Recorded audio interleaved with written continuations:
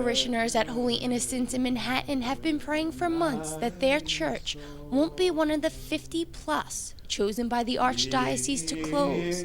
As Cardinal Dolan writes, "Let me be candid. In a few places there might even be a feeling that something has died." Although Cardinal says he wishes it could be different, there are just too many parishes in the Archdiocese and not enough people in the pews.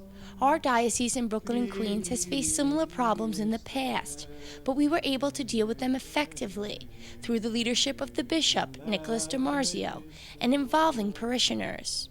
We're letting people come to us with the decisions instead of us saying your church is closed.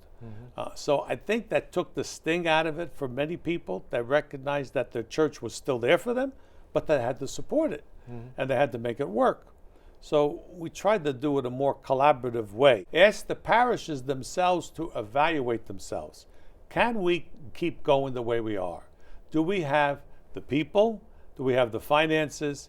And what are the needs of this parish? Can we stay on our own, or do we need a partner? Bishop DiMarzio recognizes that while losing a place where you grew up in faith is difficult, it's important to remember that faith is what really matters. We're trying to help people understand, death is inevitable sometimes. It is for all human beings. Institutions and things also die and regenerate. So we want people to know that the places of worship are important, but they're not as important as your faith. And there are places of worship. So I think that takes the sting out of it for a lot of people. I think it is hard. I think when I first came, I had to close some schools. There was no choice. You just couldn't do it. There was no money for it.